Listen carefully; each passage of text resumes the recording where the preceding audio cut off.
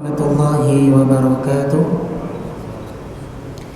Innal hamdalillah nahmaduhu wa nasta'inuhu wa nastaghfiruh wa natubu ilaihi wa na'udzu billahi min shururi anfusina wa sayyiati a'malina. May yahdihillahu fala mudilla lahu wa may yudlil fala hadiya lahu. Wa asyhadu an la ilaha illallah wahdahu la syarika lahu wa asyhadu anna Muhammadan abduhu wa rasuluh. Allahumma salli wa sallim wa barik ala habibina wa nabiyyina Muhammadin sallallahu alaihi wasallam wa ala alihi wa ashabihi wa man tabi'ahum bi ihsanin ila yaumiddin. Allahumma la sahla illa ma ja'altahu sahla wa anta taj'alul hazna idza syi'ta sahla. Ikhwani rahimakumullah, alhamdulillah, pertama mari kita panjatkan puji syukur kita kepada Allah Subhanahu wa taala. Kita masih diperjumpakan lagi khususnya di bulan Ramadan ini, masih dalam keadaan hati yang senang, sebab kesenangan kita tentunya karena keimanan kita akan adanya bulan Ramadan ini, dan dengan kita selalu dimudahkan untuk menjalankan aktivitas kita sebagai hamba Allah Subhanahu wa taala.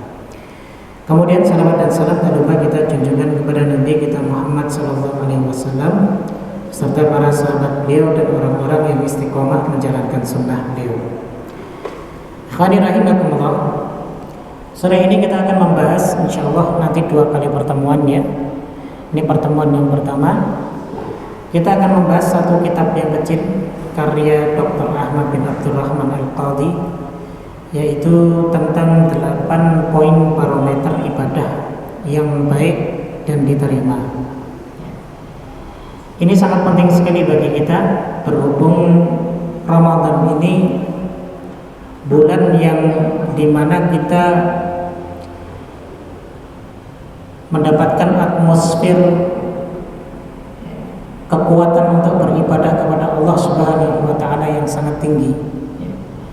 Begitu juga berbagai macam tawaran-tawaran dari Allah dan Rasul-Nya terkait dengan ibadah yang dikerjakan di bulan Ramadan, tentunya memiliki pahala yang lebih dibanding dikerjakan di bulan-bulan yang lainnya. Sehingga ini menjadi hal yang sangat penting bagi kita, dan ini menjadi rumusan bagi kita saat kita menjalankan ibadah khususnya pada bulan Ramadan ini. Karena secara umum manusia itu diciptakan oleh Allah Subhanahu wa taala hanya untuk beribadah kepadanya. Sebagaimana firman Allah Ta'ala, wa ma khalaqtul jinna wal insa illa liya'budun, dan tidaklah aku ciptakan jin dan manusia melainkan agar supaya mereka itu beribadah kepada Allah Subhanahu wa taala. Jadi kehidupan kita ya, ada kesenangan, ada kesusahan, semuanya tuntutannya adalah ibadah. Apapun yang kita kerjakan tuntutannya adalah ibadah. Karena memang itu tujuan hidup manusia. Dan bahkan Rasulullah SAW mengajarkan kita dalam sebuah doa untuk selalu meminta pertolongan kepada Allah agar supaya dimudahkan langkah ibadah kita. Sebagaimana dalam hadis yang sahih yang diriwayatkan oleh Imam Ahmad, ketika Rasul sallallahu alaihi wasallam mengajarkan doa kepada sahabat Mu'adz bin Jabal, kata beliau, "Usika ya Mu'adz, aku wasiatkan kepadamu wahai Mu'adz, la tada'anna fi duburi kulli shalah, jangan kau tinggalkan selesai kau mengerjakan ibadah salat, antaqula untuk berdoa, Allahumma ya Allah, a'inni, tolonglah aku, ala dzikrika, untuk berzikir kepadamu, wa syukrika, dan selalu bersyukur kepadamu, wa husni ibadatik, serta selalu memperbagus ibadah kepadamu. Nah, ini doa yang Rasulullah ajarkan kepada kita. Tentunya tujuannya apa? Tujuannya adalah ibadah. Sehingga bagaimana kita bisa mempersembahkan ibadah kita kepada Allah dengan benar dan baik, maka itu butuh dengan ilmu. Karena hakikat ibadah itu laisa bikatsir, bukan karena banyaknya perbuatan yang kita lakukan. Tapi ibadah itu bagaimana kita mempersembahkannya dengan baik dan benar. Itu yang paling penting.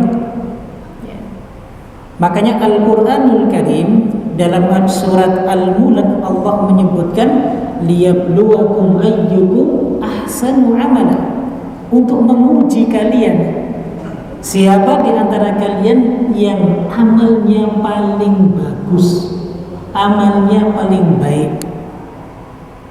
Jadi Al-Quran tidak menyebutkan liyabluwakum ayyukum aktsaru amala.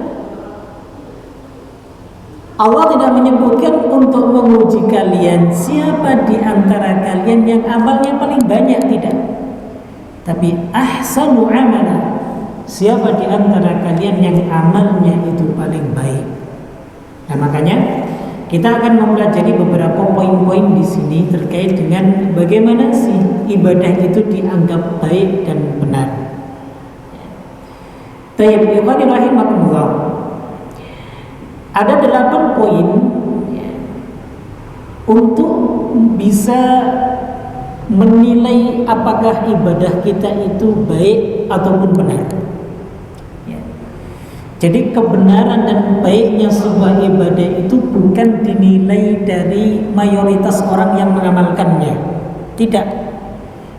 Bisa jadi yang meskipun diamalkan oleh mayoritas masyarakat, ternyata ibadah itu salah. Karena ibadah itu adalah perbuatan, baik itu ucapan maupun perbuatan anggota badan kita, yang dicintai dan yang diridhoi oleh Allah. Jadi selama perbuatan itu Allah ridho, Allah cinta, maka itu disebut dengan ibadah.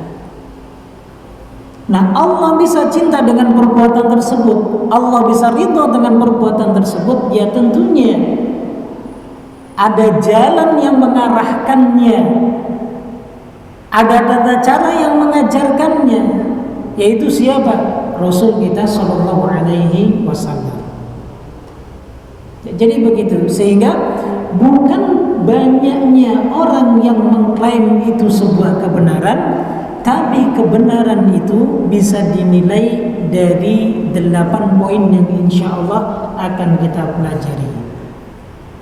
Yang pertama adalah ikhlas untuk Allah Subhanahu wa Ta'ala semata.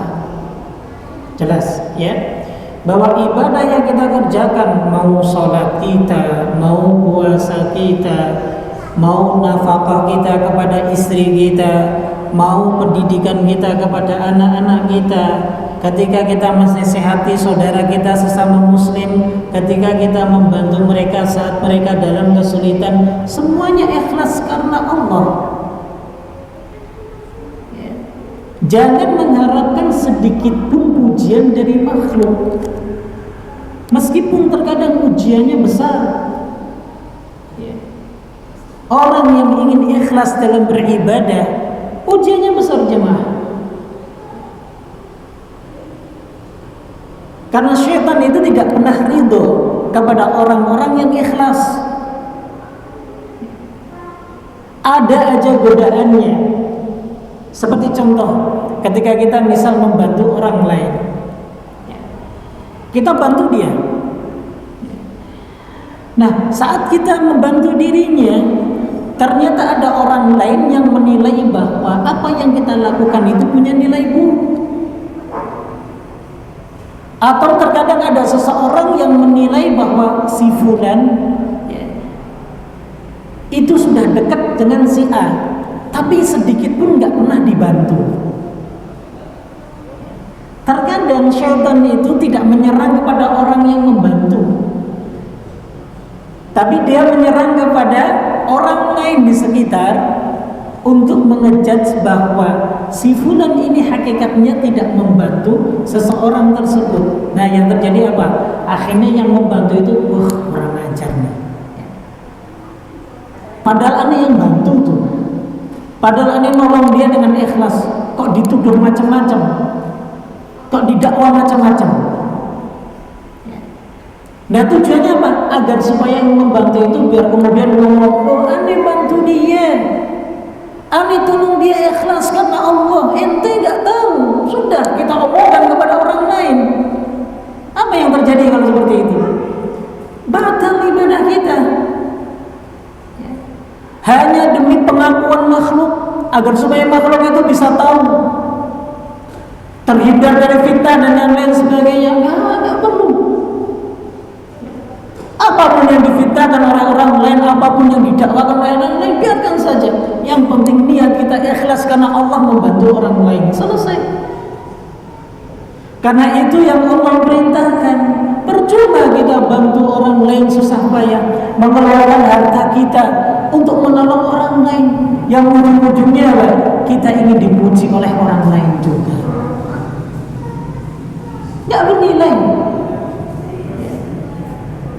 Contoh yang lain, ketika kita sholat malam, kita mencari tempat yang dimana banyak orang-orang yang datang ke masjid tersebut. Karena biasanya kalau kita tidak datang ke tempat tersebut pasti diomongin sama kawan-kawan yang lainnya. Kemana aja ente? Nggak pernah sholat taraweh. Padahal dia sholat tarawih di dekat rumahnya. Dan justru yang paling afdol adalah meramaikan masjid-masjid di sekitarnya. Tak perlu sampai jauh-jauh. Ya. Nah ini terkadang kesalahan kita jamaah. Ya. Mencari masjid yang imamnya masya Allah. Dia sendiri nggak bisa baca Quran. Kecuali kalau bacaan Qurannya bagus. Kalau bacaan Qurannya bagus, maju jadi imam di masjidnya, selesai urusan. Itu sering ya, dan ini terjadi ya. Akhirnya datang dia ke tempat tersebut. Masya Allah, baru kelihatan ente. Mbak Anies sholat tarawih di rumah, di dekat rumah Anies, selesai. Kenapa harus ngomongin? Bas tutup obrolan seperti itu. Nggak perlu kita sampaikan sholat di mana. Dan yang lain sebagainya nggak perlu. Yang jelas ibadah kita hanya kita dan Allah yang tahu, itu selesai. Sebagaimana ibadah bulan Ramadan ini, puasa. Puasa itu antara diri kita dengan Allah. Hatta kita tidak berpuasa kemudian kita mengaku di hadapan kawan-kawan kita bahwa kita puasa. Mereka percaya nggak? Percaya. Nah, mungkin mereka akan ngomong, nah, mungkin itu puasa, kecuali puasa sunnah. Kalau puasa sunnah kan jarang orang-orang berpuasa. Tapi secara umumnya kaum muslimin kalau bulan Ramadan pastinya dia melaksanakan puasa di bulan Ramadan. Kita puasa nggak puasa, kita pasti dianggap berpuasa. Itulah ibadah puasa yang tahu antara kita dengan Allah. Kita bisa kucing-kucingan dengan istri kita. Sahur ikut sahur, ya. Bangun mau berangkat kerja mampir dulu ke warteg, makan di tempat tersebut, pulang puasa nggak? Masih puasa, alhamdulillah. Ya. Padahal bibirnya udah basah aja, bau mulutnya udah bau jengkol. Ya. Tapi tetap aja mengaku dia puasa dan orang lain pun akan mengiyakan, oh iya puasa, orang memang ini bulan Ramadan. Bulannya orang-orang yang beriman berpuasa. Seperti itu. Nah, ini hal-hal yang seperti ini jamaah ya, sering memancing kita ya, agar supaya ibadah kita menjadi rusak. Sebab karena apa? Akhirnya kita tidak ikhlas dalam beribadah karena Allah Subhanahu wa ta'ala. Makanya kalau berbicara terkait masalah ikhlas, ibadah kepada Allah itu merupakan hal yang sudah biasa. Tapi mengikhlaskan dalam ibadah kita kepada Allah itu yang sulit. Seorang muslim, saya yakin dia tahu siapa yang harus dia sembah, siapa yang harus dia ibadahi, Allah ya. Paling tidak fitrahnya dia tahu ngapain nyembah-nyembah pohon, ngapain nyembah-nyembah batu, kecuali yang memang benar sudah dibengkokkan oleh syaitan. Tapi secara fitriyah manusia itu umumnya ya, Dia tahu siapa yang dia sembah, Allah Subhanahu wa ta'ala. Cuma ketika dia beribadahnya kepada Allah, namun niatnya untuk siapa? Apakah untuk Allah ataupun untuk selain Allah? Nah ini, ya, ini yang menjadikan apakah amalan kita diterima ataupun ditolak. Sehingga sekali lagi, jemaah sekalian rahimakumullah, ketika menilai sebuah ibadah itu benar ataupun tidak, ya, maka jangan menilai dari jumlah mayoritas orang yang mengamalkannya, tapi kebenaran sebuah ibadah itu datangnya dari Allah Subhanahu wa ta'ala, yaitu dari Al-Quranul Karim. Itu yang pertama. Kemudian yang kedua adalah barometer untuk mengetahui bahwa ibadah itu benar dan baik itu karena ibadah tersebut sumbernya dari sunnah Rasulullah SAW. Sudah pasti dianggap benar. Andaikan kita mengamalkan sunnah-sunnah dari Rasulullah SAW saja, mungkin kita tidak mampu dalam satu hari penuh untuk meneladani beliau SAW. Sudah tidak perlu aneh-aneh untuk beribadah dengan tata cara yang lain. Kita sudah diajarkan oleh Rasul kita SAW, inilah ibadah yang benar. Ya. Allah Subhanahu wa ta'ala telah menetapkan ini dalam Al-Quran surat Al-Ahzab ayat 21. Firman Allah Ta'ala, laqad kana lakum fi rasulillahi uswatun hasanah. Sungguh telah ada pada diri Rasulullah itu suri tauladan yang baik bagi kalian. Tauladan apa? Dalam beragama, ya, dalam beribadah, dalam berakidah, dalam beradab, dalam berakhlak.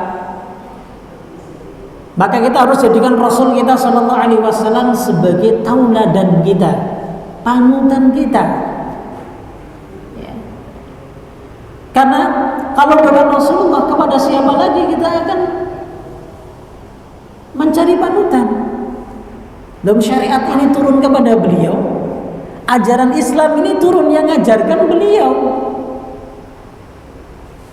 Loh, kok ada yang mengaku bahwa dia bermimpi begini, begini, dan begini. Katanya ketemu Rasulullah harus mengamalkan begini, begini, begini. Dulu semasa hidup Rasulullah tidak pernah mengajarkan demikian. Masa semasa hidup beliau dengan ketika sudah wafat kemudian ruhnya katanya berjumpa dengan si fulan, amaliyahnya menyelisihi? Ya. Tentunya tidak.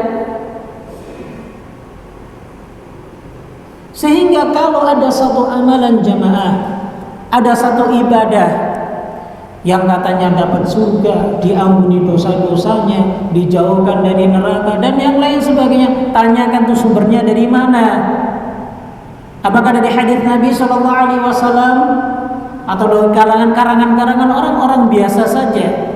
Hati dia wali, hati dia orang yang soleh sekalipun, kalau dia sudah mengklaim amalkan ini bisa jauh dari neraka, dia dapat wahyu dari mana seperti itu? Ya. Berbicara masalah neraka dan surga itu hak prerogatif Allah dan Rasulnya.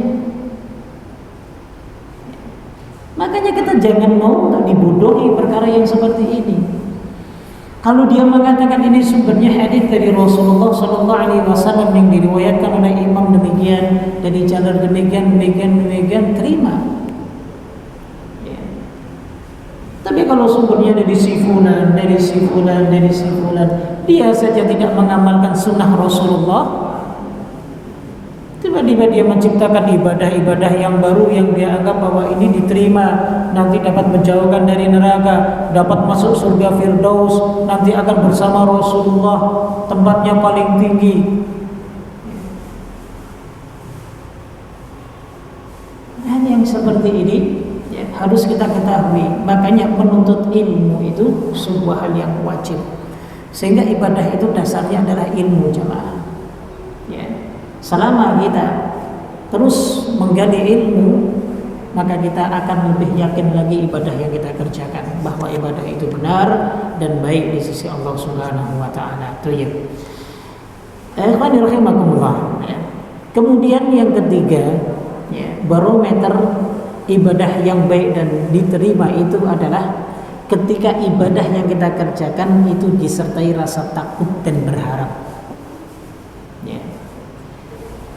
Jadi takutnya kita kepada Allah, ya, bukan menghindar dari Allah. Tapi kalau takutnya kita kepada makhluk, pasti kita akan menghindar. Ani takut tuh masih fulan, kagak mau ketemu deh. Kalau ketemu sama dia pasti malakin aneh. Akhirnya dia nggak mau ketemu. Tapi berbeda dengan rasa takut kita kepada Allah. Karena rasa takut kita kepada Allah akan menumbuhkan cinta dan akan menumbuhkan harapan.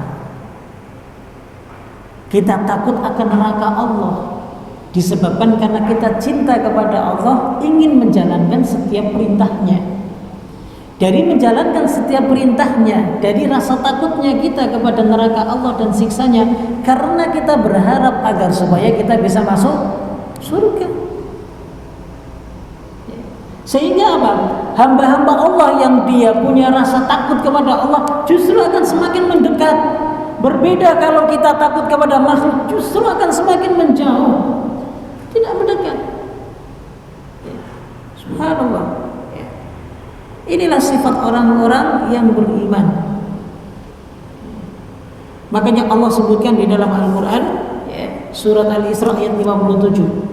Kata Allah, "Ulaika alladzina yad'una yabtaghuna ila rabbihimul wasilah ayyuhum aqrabu wa yarjuna rahmatah wa yakhafuna 'adzabah inna 'adzaba rabbika kana mahdura." Makhluk-makhluk yang mereka seru itu, mereka sendiri mencari jalan untuk mendekatkan diri kepada Tuhan mereka. Kalau ada orang yang menyembah orang yang menyembah pohon, ada orang yang menyembah jin, ada orang yang menyembah penghuni setempat, ada orang yang menyembah contohnya orang-orang saleh yang sudah mati. Hakikatnya ini makhluk semua juga berharap mencari jalan agar supaya bisa dekat dengan Allah. Loh, kok kita malah berharap dengan mereka? Kan lucu.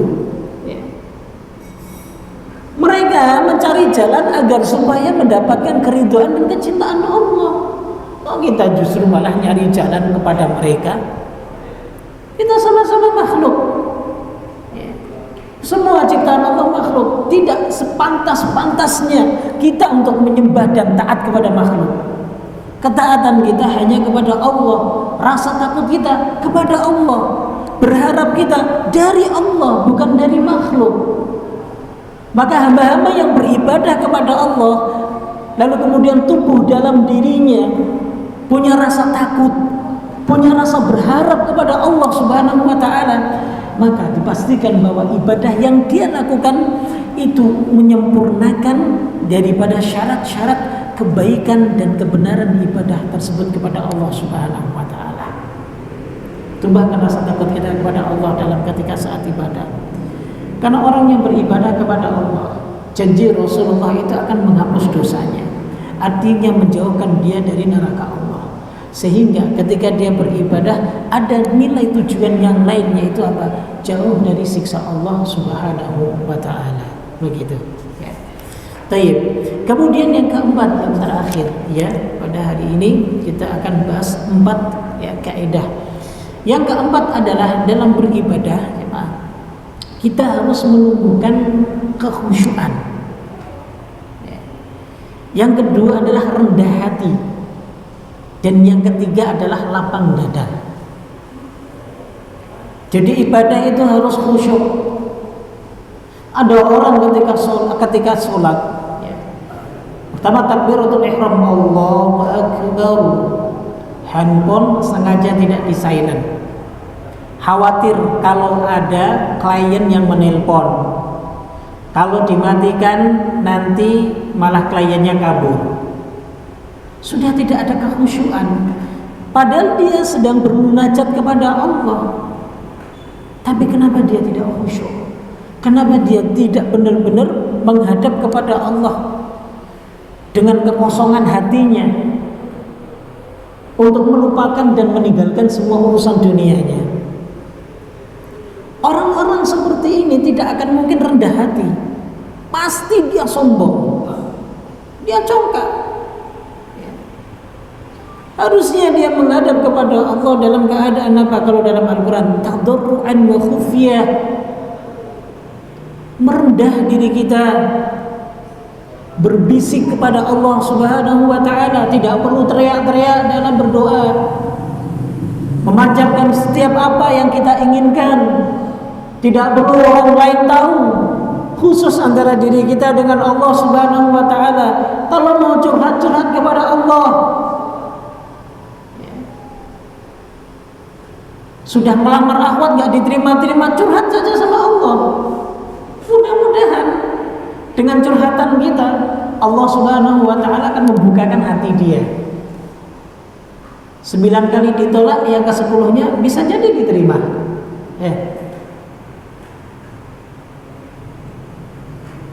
Nah, kesalahan kita itu karena kita sudah sering banyak curhat sama makhluk.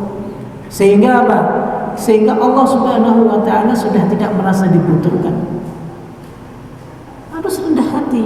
Kita tahu kita ini siapa, hamba, dan yang kita pinta itu adalah yang menciptakan kita. Harus rendah hati dan lapang dada, terbuka hati kita, jangan sempit. Saat ibadah kepada Allah, tunjukkan bahwa diri kita ini adalah hamba yang butuh dengan Rabb kita. Tunjukkan bahwa diri kita ini benar-benar rendah di hadapan Allah, hina di hadapan Allah. Karena posisi kita hamba, jangan kita posisikan sebagai Rabb. Jangan, ya. Dan sehingga dengan itu mudah-mudahan ya, apa yang kita kerjakan diterima oleh Allah Subhanahu wa ta'ala. Nah, kalau kita bisa melaksanakan 4 ini, nanti kemudian 4 lagi akan kita sampaikan pada pertemuan berikutnya. Maka insya Allah ibadah yang kita kerjakan mudah-mudahan Allah terima dan bisa menjadi ibadah yang paling baik yang kita kerjakan, khususnya di bulan Ramadan ini. Wallahu ta'ala a'lam bishawab. Baik. Sebelum kami tutup, ada yang ditanyakan, silakan. Fadhal Pak. Waalaikumsalam.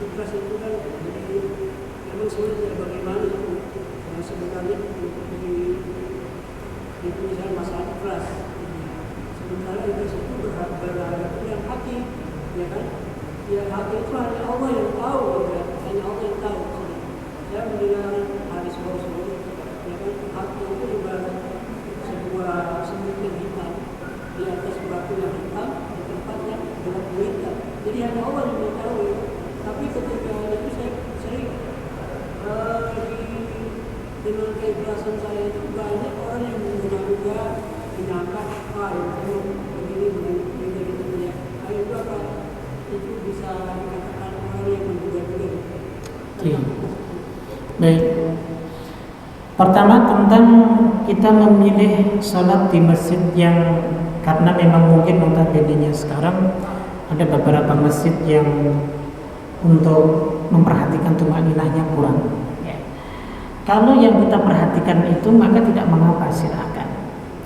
Karena fenomena yang ada itu sekarang ya, mencari masjid yang imamnya bagus. Nah itu yang salah. Sehingga dia tidak mau meramaikan di masjidnya begitu.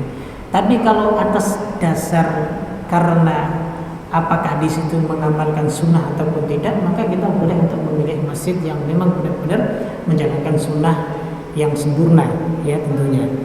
Meskipun tetap kita ada kekurangan, tapi paling tidak berusaha untuk menjalankan yang sunnah.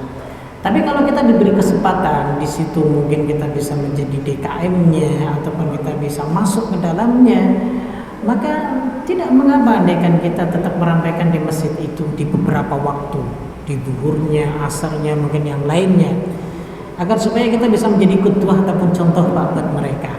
Itu yang paling penting. Kalau kita ada kesempatan waktu, ya, ataupun kesempatan kita untuk ada di tempat itu. Kalau tidak ada, ya tidak mengapa kalau kita mencari masjid yang memang menjalankan dan mengamalkan sunnah. Itu subhanallah, ya. Itu yang pertama. Kemudian yang kedua, ya, bicara tentang ikhlas, ya. Tadi sudah kami singgung terkait masalah ikhlas. Memang seperti itulah, Pak. Ujian kita sebagai hamba Allah ketika kita sedang ibadah, ya, pasti ada saja orang yang ngomongin, orang yang menebak, orang yang menduga-duga. Biarkan saja orang yang menduga bahwa kita nggak ikhlas dan lain sebagainya, biarkan, ya. Karena orang yang takut dengan riya berarti dia sudah riya, ya. Makanya nggak perlu takut, ya. Nggak perlu takut dengan penyakit riya. Artinya bukan nggak perlu takut kita riya, tidak, ya. Tapi buang semua perasaan itu, ya. Ikhlas itu yang tahu itu adalah diri kita dengan Allah, ya. Itu kadarnya. Makanya biarkan orang lain menilai dan menebak apapun, ya. Yang penting itu adalah urusan kita dengan Allah, ibadah kita dengan Allah, ya. Tebakan mereka salah, biarkan, ya. Nggak perlulah kita ibadah itu harus konferensi pers, aneh ibadah ikhlas karena Allah. Nggak perlu, Pak. Yang tahu kita dengan Allah, udah, ya. Nggak perlu kita mengadakan sebuah pengakuan di hadapan orang lain, tidak perlu.